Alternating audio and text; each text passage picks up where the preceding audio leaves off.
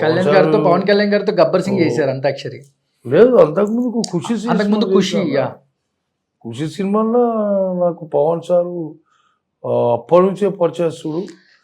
వెంకటన్న గారు, వెంకట్ గారు అని ఈ రోజు దాకా, స్టిల్ ఈ రోజు దాకా పవన్ సారు ఏ రోజు కూడా ఒక చిల్లెత్తి మాటలేదు.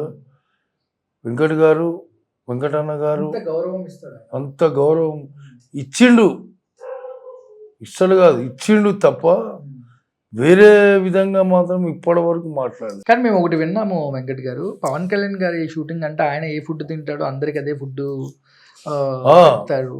అంటే ఆయన దగ్గర ఉన్న మన మంచితనమే అది. కానీ మంచి వ్యక్తి, మంచితనము. మమ్మల్ని గబ్బర్ సింగ్ అప్పుడు ఇంటికి ఇప్పుడు గబ్బర్ సింగ్ సినిమా థియేటర్ లో హౌస్ఫుల్. అవును, నాకు తెలిసి దాదాపుగా 8 కోట్ల పైన కలెక్షన్ చేసింది గబ్బర్ సింగ్ రిలీజ్. అంతాక్షరి కూడా ఫుల్ ఎంజాయ్ చేస్తుంది. Full enjoy.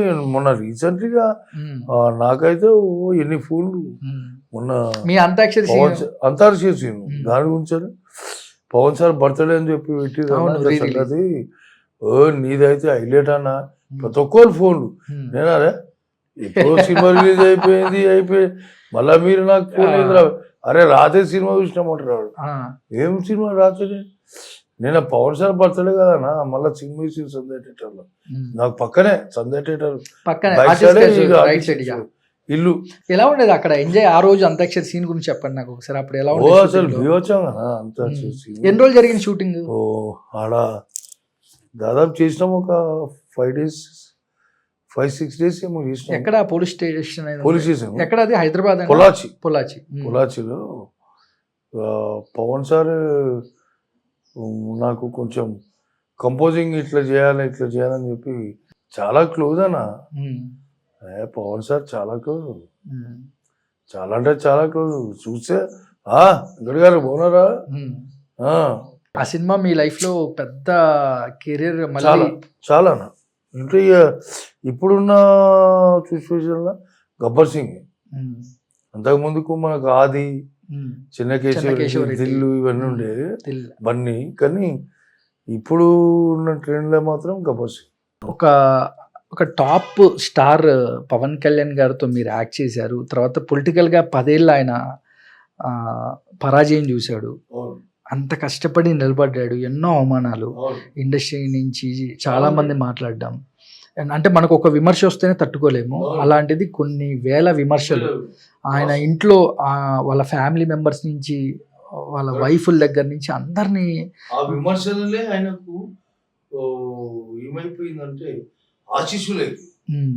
విమర్శలలో ఎవరైతే అవి ఆశీర్వాదాలే.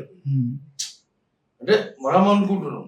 ఎందుకు అనుకుంటున్నాం అంటే 10 సంవత్సరాలు ఆయన అంత విమర్శ నుంచి పార్టీని వదలకుండా పట్టుదలతో ఆయన ధైర్యమే, నా ధైర్యమే నేను అని నమ్ముకున్నాను.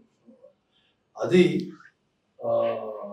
ప్రతి ఒక్క పబ్లిక్ ఆయనకి ఇచ్చిన ఆశీష్.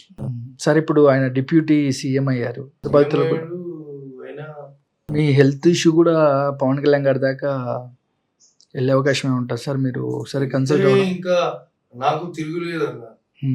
అక్కడ వరకు చిరంజీవి గారి దగ్గరికి వెళ్ళినా, పవన్ సార్ దగ్గరికి వెళ్ళినా, రామ్ చరణ్ గారి దగ్గరికి వెళ్ళినా, జూనియర్ ఇండియా దగ్గరికి వెళ్ళినా, ప్రతి ఒక్క నా కొలీగ్ ఆర్టిస్ట్ నా కిడ్నీలు ఒకటి మంచిగా ఖచ్చితంగా కాపాడుకుంటారు సార్. మిమ్మల్ని అందరూ కాపాడుకుంటారు సార్. నేనైతే బలంగా నమ్ముతున్నాను సార్. ఆశిస్తున్నాను.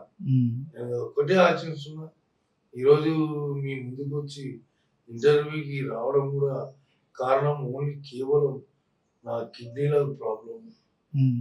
మీ అందరి ఆశీస్సులు నాకు కావాలి. నా ప్రేక్షకులు కూడా నాకు గురించి ఆ ప్రార్థన చేసాను. ఏం చేసాను కూడా నా కిడ్నీ నాకు ఏపిస్తుంది. ఇంకా నాకు ఆశలతో ఏముంది